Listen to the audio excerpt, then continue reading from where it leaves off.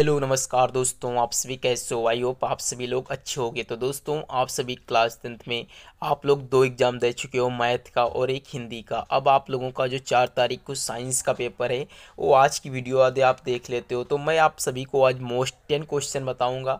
अगर जो आप यही तैयार कर लेते हो तो आप सभी के बोर्ड एग्जाम में अच्छे नंबर आएंगे। तो मेरा पहला क्वेश्चन है, आप लोग ध्यान से देखिएगा पूरी वीडियो और आप इसे स्किप करके मत देखिएगा। आप लोग ध्यान से जब देखोगे तभी तो समझ में आएगा। तो इसमें पहला क्वेश्चन है किसी विद्युत बल्ब पर 440 वाट 220 वोल्ट अंकित है, बल्ब फिलामेंट का प्रतिरोध होगा। आप लोग जानते होंगे कि प्रतिरोध जो होता है कैसे निकाला जाता है। तो चलिए समझाते हैं आप लोगों को। सबसे पहले हम लिखेंगे हल, उसके बाद में हम लिखेंगे जो दिया है। तो दिया क्या है, किसी विद्युत बल्ब पर 440 वाट क्या दिया गया है, यानी जो P बराबर हमें दी गई है शक्ति, शक्ति का मात्रक वाट होता ना, तो ये कितने दी गई है 440 वाट दी गई है। कितनी दी गई है 440 वाट। आप समझिएगा 220 वोल्ट यानी वोल्टेज जो हमें दिया गया है वो 220 वोल्ट दिया गया है। कितना दिया गया है 220 वोल्ट दिया गया है। हमको ज्ञात क्या करना है, प्रतिरोध हमको ज्ञात करना है। तो हम लोगों ने एक सूत्र पढ़ा होगा। कौन सा सूत्र पढ़ा है आप लोगों ने, R बराबर वी स्क्वायर अपान में P। ये सूत्र आप सभी लोगों ने बहुत ही अच्छे तरीके से पढ़ा होगा। यदि आप लोगों ने ये सूत्र पढ़ा है तो ऐसे सवालों को आप चुटकियों में हल करोगे। तो देखिएगा कैसे हल करते हैं। वी स्क्वायर, तो वी स्क्वायर हमारा यानी वी 220 वोल्ट है, तो हम इसे स्क्वायर की जगह 220 मल्टीप्लाई 220 लिख सकते हैं। पी का मान हमें कितना प्राप्त हुआ है 440 प्राप्त हुआ है। देखिए एक जीरो से एक जीरो कट गया, 22 से कम 22, 22 दूनी 44, 2 से इसे काटेंगे 2 एक कम 2, 2 एक कम 2, 2 एक कम 2 दो सॉरी दोस्तों, 2 से इसे काटेंगे तो 110 बार में ये कटेगा। तो यानी जो हमारा आर का मान आया है वो कितना आया 110 ओम आया हुआ है। तो दोस्तों आई होप आप लोगों को ये पहला क्वेश्चन समझ में आ गया हो। तो दोस्तों मेरा अगला जो क्वेश्चन है क्वेश्चन नंबर 2 वेरी इंपॉर्टेंट है, आप सभी लोगों के बोर्ड एग्जाम के लिए लिखा है कि दंत विशेषज्ञ यानी जो दांत देखने वाला डॉक्टर होता है वो मरीजों के दांत को देखने के लिए यानी मरीजों के दांत को बड़ा देखने के लिए, कैसा वीक साइड देखने के लिए, प्रतिबिंब देखने के लिए किस दर्पण का उपयोग करता है। अब आप लोगों को दर्पण से क्या क्या पता होना चाहिए। देखिए दर्पण से हमें ये पता होना चाहिए कि दर्पण कितने प्रकार के होते हैं, 2 प्रकार के, अवतल दर्पण और एक उत्तल दर्पण होता है ना। उसके बाद में हमें क्या पता होना चाहिए, इस सवाल का पहले आंसर लगाते हैं। क्या कहा है कि दंत विशेषज्ञ यानी जो दांत देखने वाला डॉक्टर होता है वो मरीज के दांत को बड़ा साइज में यानी बड़ा साइज देखने के लिए वो किस दर्पण का प्रयोग करता है। तो आप लोग ये बताइए ना इसमें से कौन सा होगा। तो इसमें से ऑप्शन से पता चल रहा है कि हमारा क्वेश्चन ऑप्शन नंबर 1 होगा, अवतल दर्पण यानी कॉन्वेक्स मिरर, जो ये होगा यही हमारा इसका सही आंसर होगा।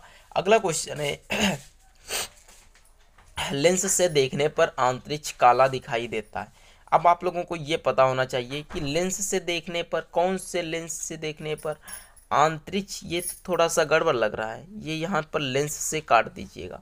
यहाँ पे होगा कि अंतरिक्ष से देखने पर जो है बादल कैसा दिखा, अंतरिक्ष जो हमें चंद्रमा से देखने पर कैसा दिखाई देता है, तो काला किसके कारण दिखाई देता है, वो प्रकाश के प्रकीर्णन के कारण दिखाई देता है। तो आई होप आप लोगों को थर्ड क्वेश्चन भी समझ में आया होगा।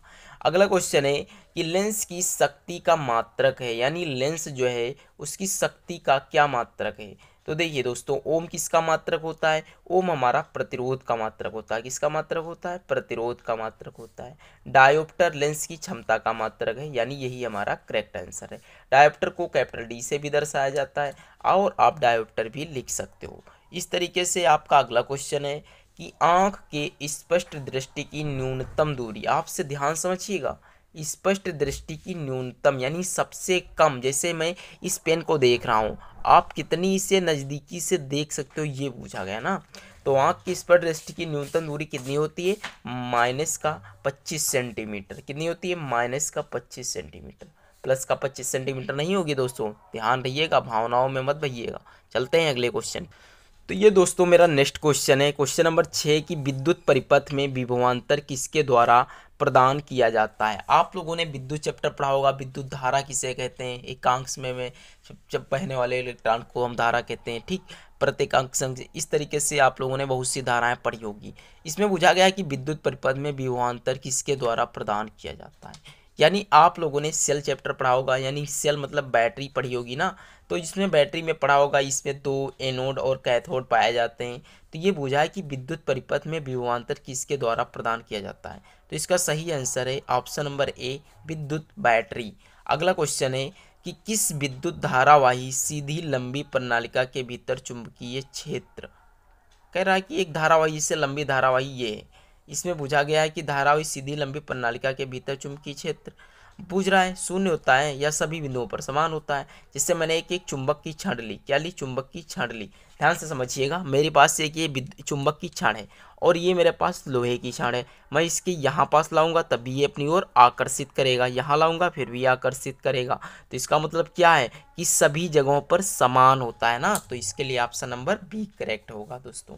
अगला क्वेश्चन है, ओम का नियम कौन से चालकों पर लागू होता है। यहाँ से आप लोगों को पता होना चाहिए कि ओम का नियम किसे कहते हैं। तो आप लोग याद रखिएगा कि ओम के नियम के अनुसार यदि किसी चालक की भौतिक अवस्थाएं से तापमान, द्रव्यमान और उसके आयतन में परिवर्तन ना हो तो उनके सिरों पर लगाया गया विभवांतर V तथा बहने वाला धारा I का अनुपात कैसा रहता है, नियत रहता है ना दोस्तों।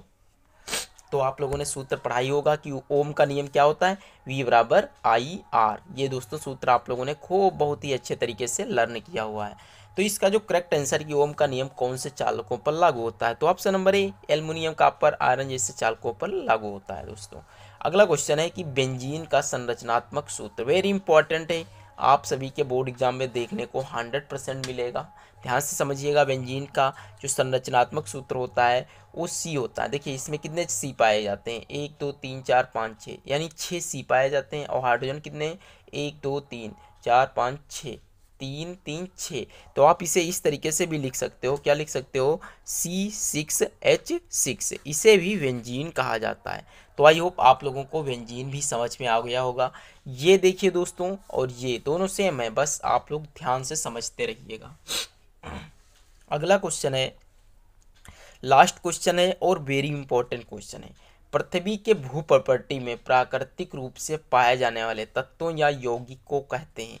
यानी पृथ्वी के भू प्रॉपर्टी, यानी जो हमारी पृथ्वी है इस पे जो प्राकृतिक रूप से जो तत्व पाए जाते हैं या यौगिक को क्या कहते हैं, अयस्क कहेंगे या खनिज कहेंगे। तो आप सभी लोग जानते हो कि पृथ्वी के भू प्रॉपर्टी पर पाए जाएंगे तो उसे खनिज कहा जाता है, और यदि कुछ चीज खोद कर निकाली जाती है तो उसे अयस्क कहते हैं। तो दोस्तों आई होप आप लोग बहुत अच्छे तरीके से इस क्वेश्चंस को ध्यान से पढ़ा होगा।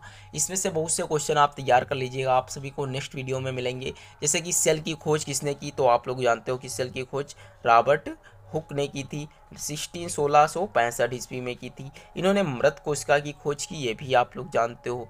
तो इस तरीके से आप हर एक क्वेश्चन को ध्यानपूर्वक पढ़िएगा। जैसे कि मोजले का नियम हुआ, न्यूलैंड का स्टक का नियम हुआ, ये सभी नियम आप सभी लोगों को नेक्स्ट वीडियो में मिलेंगे। तब तक के लिए आप इस वीडियो को फटाफट शेयर करिए अपने मित्रों को। मिलते हैं नेक्स्ट वीडियो पे, तब तक के लिए जय हिंद, जय भारत।